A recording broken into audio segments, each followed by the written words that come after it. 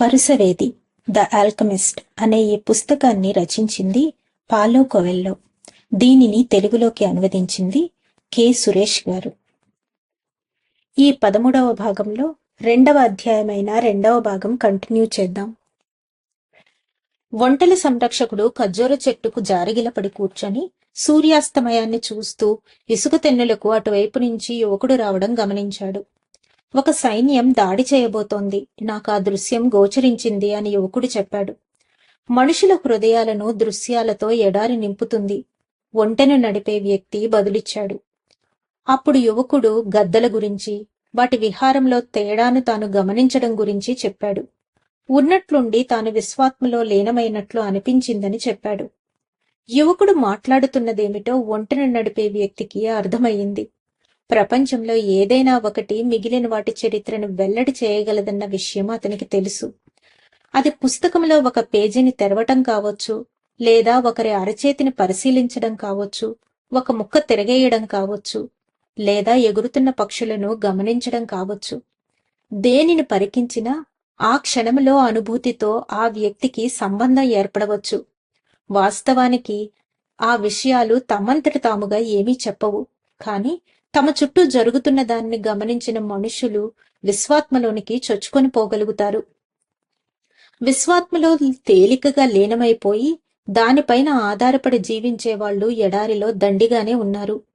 దివ్య జ్ఞానం కలిగిన సాధువులుగా వారిని ప్రజలు ఎరుగుదురు.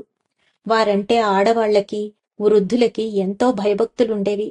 యుద్ధంలో చనిపోతామని ముందుగానే తెలిస్తే యుద్ధం సరిగ్గా చేయలేమని పురుషులు వారిని సంప్రదించడానికి భయపడేవాళ్లు. యుద్ధంలోని ఆనందాన్ని, ఫలితం ఎలా ఉంటుందో తెలియని ఉత్సుకతని ఎడారి జాతి పురుషులు ఇష్టపడేవారు.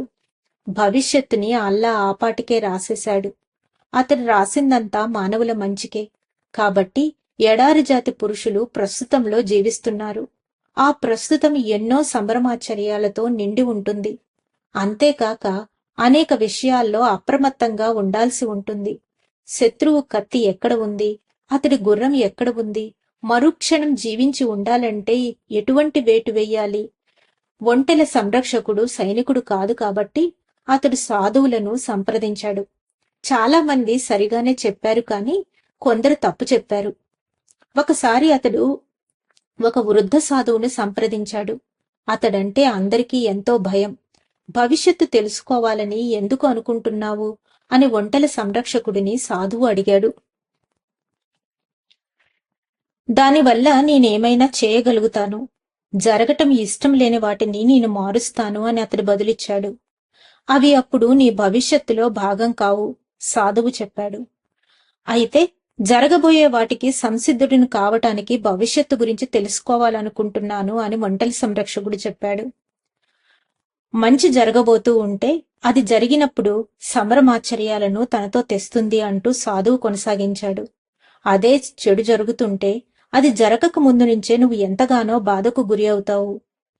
నేను పురుషుడిని కాబట్టి భవిష్యత్తు తెలుసుకోవాలనుకుంటున్నాను అని సాధువుతో ఒంటెల సంరక్షకుడు చెప్పాడు. పురుషులు ఎప్పుడూ భవిష్యత్తు ఆధారంగా తన జీవితాన్ని గడుపుతారు కదా. ఆ సాధువు పుల్లలను నేల మీదకి వేసే పడిన విధానాన్ని బట్టి భవిష్యత్తును చెప్పడంలో నిపుణుడు. ఆ రోజు అతడు పుల్లల్ని విసరలేదు, వాటిని బట్టలో చుట్టి తన సంచిలో పెట్టేసుకున్నాడు. ప్రజలకు భవిష్యత్తును వివరించి నా జీవికను పొందుతాను, సాధువు చెప్పాడు. నాకు పుల్లల శాస్త్రం తెలుసు. వాటి ఆధారంగా అన్నీ రాసి ఉన్న చోటికి ఎలా చొచ్చుకుపోవాలో నాకు తెలుసు. అక్కడ నేను గతాన్ని చదివి మరుగున పడిన దాన్ని కనుగొంటాను. అయితే ప్రస్తుతంలో ఉన్న శకునాలను అర్థం చేసుకోగలను. ప్రజలు నన్ను సంప్రదించినప్పుడు నేను భవిష్యత్తును చదవడం లేదు, దానిని ఊహిస్తున్నానంతే. భవిష్యత్తు దేవుడికి చెందుతుంది.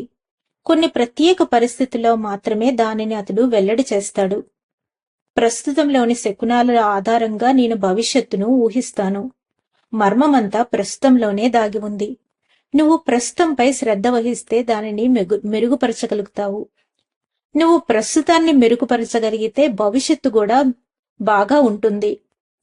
దేవుడు తన బిడ్డలను ప్రేమిస్తాడన్న విశ్వాసంతో భవిష్యత్తు గురించి మరిచిపోయి అనుదినము అతని బోధనల ప్రకారం జీవించు. ప్రతిరోజు దానంతటదే శాశ్వతత్వాన్ని తీసుకుని వస్తుంది. భవిష్యత్తు తనకి తెలిసేలా దేవుడు అనుమతించే పరిస్థితులు ఏమిటని ఒంటెల సంరక్షకుడు అడిగాడు. తనకై తాను వెల్లడి చేయాలనుకున్నప్పుడు తప్ప, చాలా అరుదుగా తప్ప దేవుడు భవిష్యత్తును వెల్లడి చేయడు. అలా చేశాడంటే దానికి ఒకే ఒక కారణం ఉంటుంది. అది మార్పు చెందాల్సిన భవిష్యత్తు.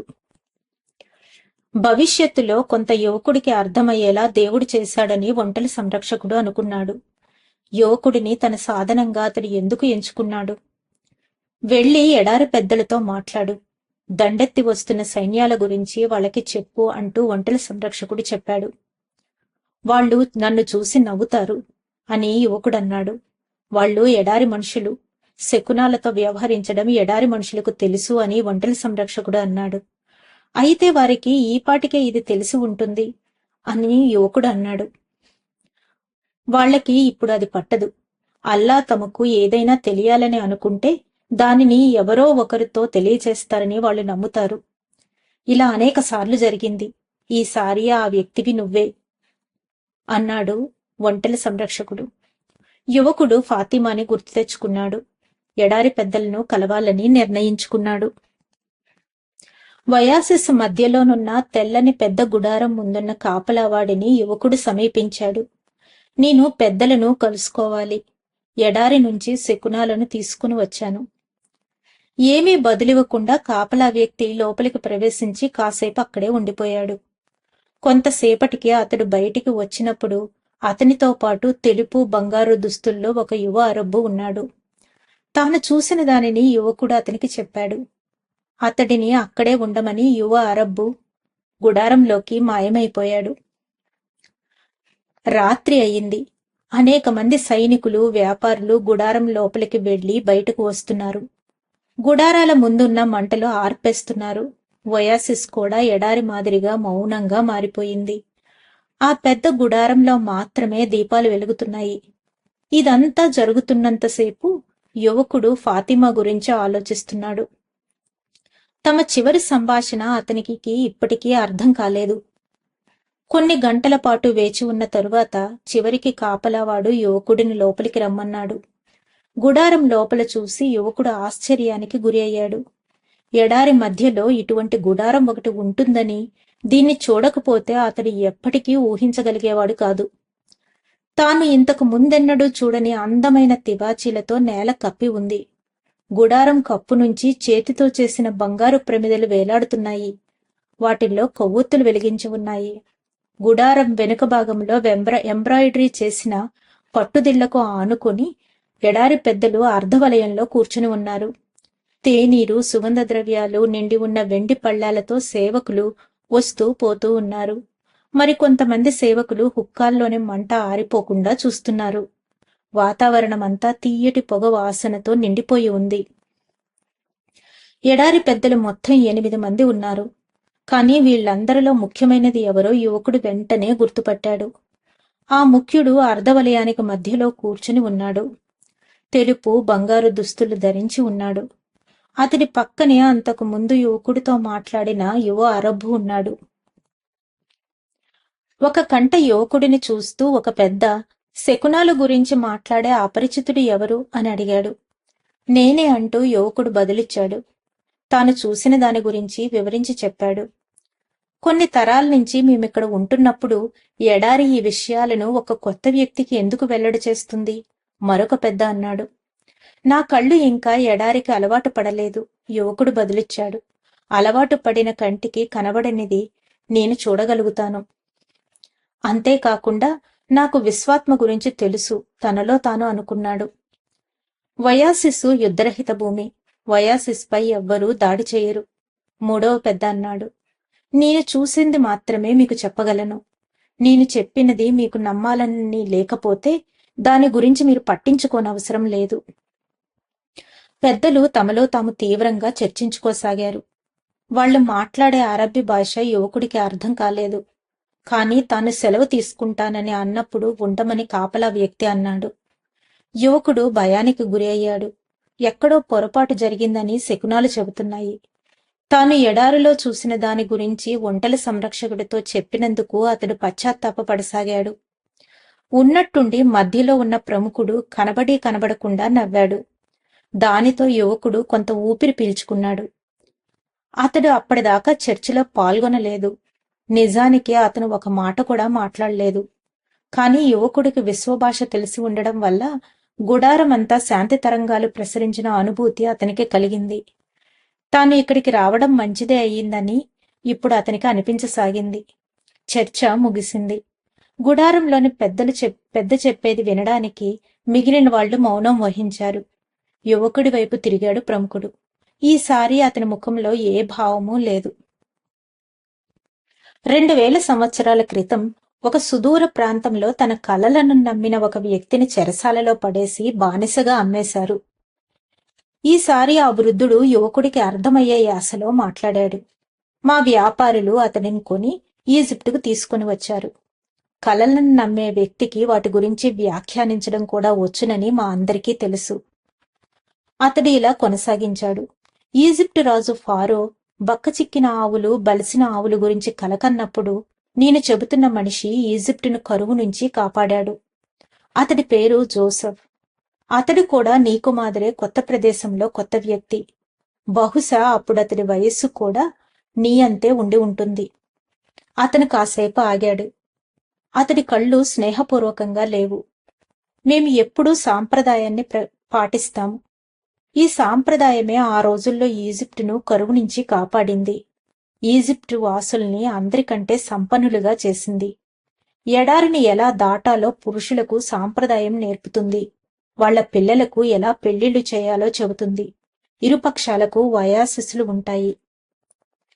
కాబట్టి ఇద్దరూ దాడికి గురికావచ్చు. అందుకే వయాసిస్ యుద్ధరహిత భూమి అని సాంప్రదాయం చెప్తుంది. అతడు కొనసాగిస్తూ ఉండగా అందరూ నిశ్శబ్దంగా ఉన్నారు. అయితే ఎడారి సందేశాలను నమ్మాలని కూడా సాంప్రదాయం చెప్తుంది.